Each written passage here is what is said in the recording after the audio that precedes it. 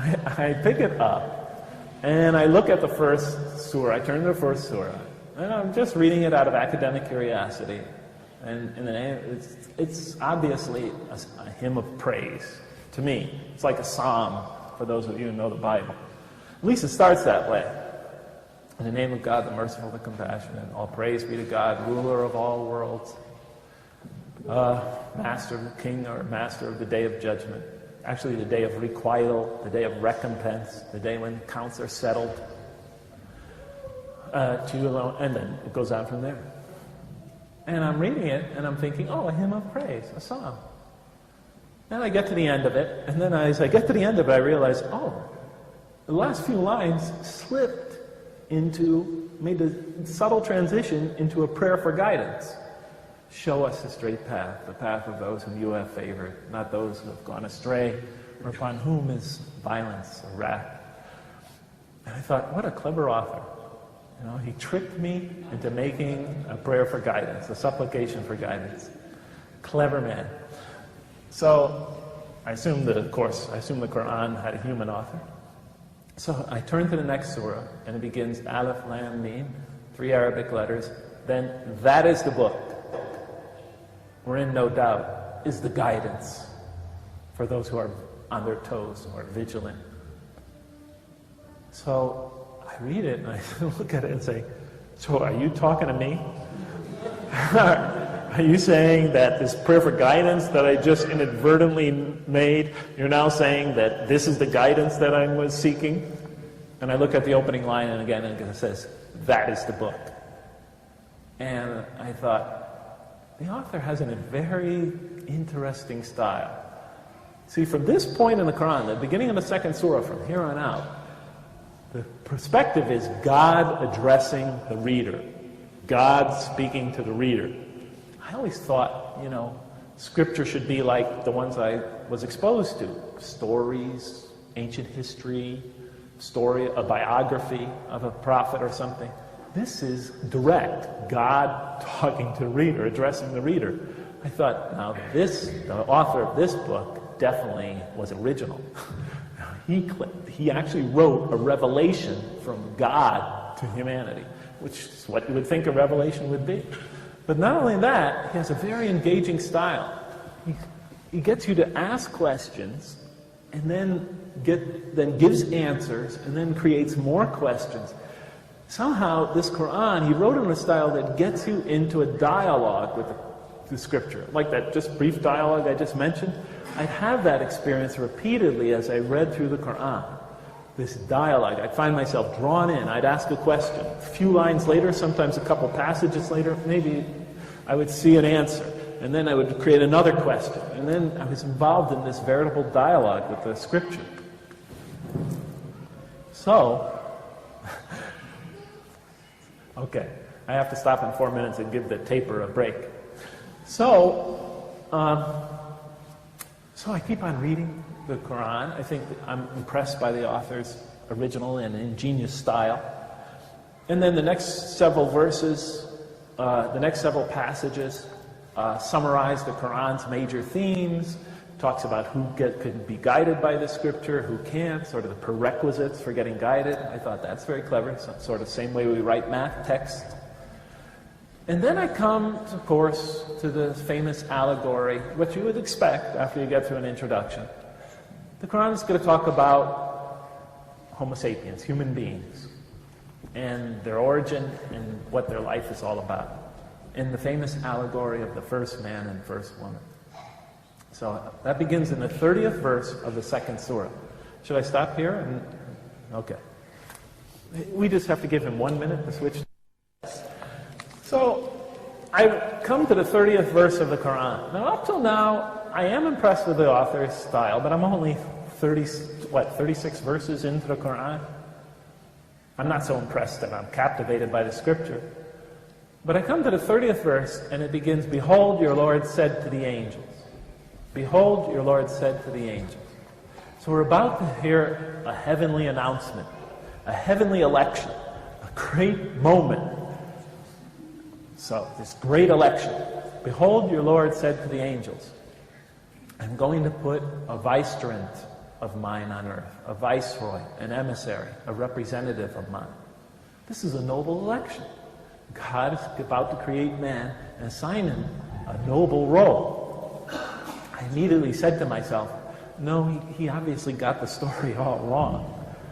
Man is not put on earth to fill some noble role. He's put on earth as a punishment. Because that's, in my religious tradition, the one of my birth, the one I abandoned, and I'm not putting it down, but that's the way the story is told. And I felt the author got confused when he was, repeating the story. I mean, this was my perspective. Behold, your Lord said to the angels, I am about to put a viceroy of mine on earth. And then the angels said, will you put therein one who will spread corruption and shed much blood, while we, the angels, celebrate your praises and glorify you? Glorify your holy name? And I read that verse, and I just stared at it. I was captivated. I was angry. I could feel the heat rising inside me. Because look what it says. Will you put therein one? God says, I'm going to assign these humans this noble role. And then the angels say, are you going to create this being who spreads corruption and sheds much blood? This most criminal, violent, destructive creature? And put him on earth in this role? When you could create us? As they plainly say, well, we celebrate your praises and glorify you? How could you create this and assign him that role when we are clearly more deserving and more appropriate? Are you following me? And that was my question. That was my life. That was my childhood. All of it just encapsulated in those 15 words. And I was shocked. I thought the author is committing theological suicide. You don't ask the most poignant question in the history of man's theological reflections, a question for which there is no rational answer, in the beginning of the story of the first man and woman.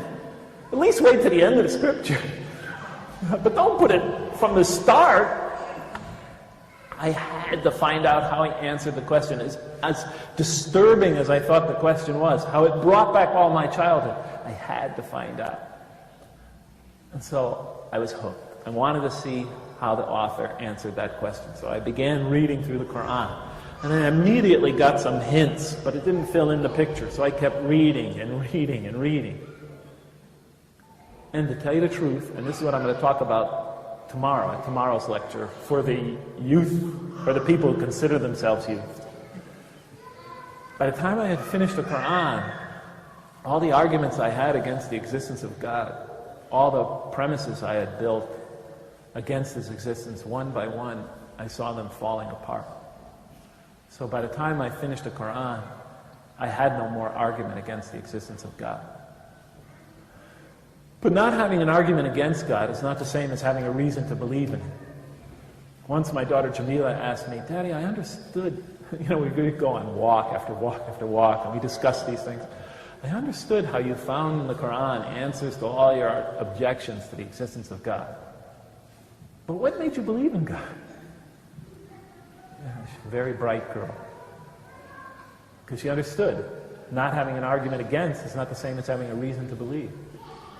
And I told her, honey, it's hard for me to explain, but as I was reading, as best as I understand it, as I was reading through the Quran, and one by one, the sort of fortress of the wall I had built between myself and the belief in the existence of God, as that wall began to crumble, one by one, piece by piece, as those arguments faded away, I began to have slight doubts about my atheism. And the more I began to doubt my atheism, the more the power of the Quran began to affect me. And the Quran is written in a very interesting style. In the beginning, it's quite technical. It goes into a lot of specifics, laws and rules and regulations. By the middle, it takes you into stories, beautiful stories, powerful allegories. Towards the end, the emotions of the Quran picks up and it like reaches a crescendo and brings it all to this beautiful, powerful bursts of spirituality and eschatology, and it all comes together in brilliant, pounding images. And by the time I was getting towards the end of the Quran and my atheism began to fade away, I began having these powerful spiritual moments when I felt I was in the presence of this tremendous divine embrace. I remember reading the surah, وَتدهشه وَاللَّيْلِ إِذَا سَجَى مَا وَدَّعَكَ رَبُّكَ. When I got to the end of that surah, I cried like a baby for 20 minutes. I didn't even believe in God. And it brought me to tears. And I would try to deny these experiences as I was having them. I would try to step on them. They just kept coming. And it was whittling away at my atheism.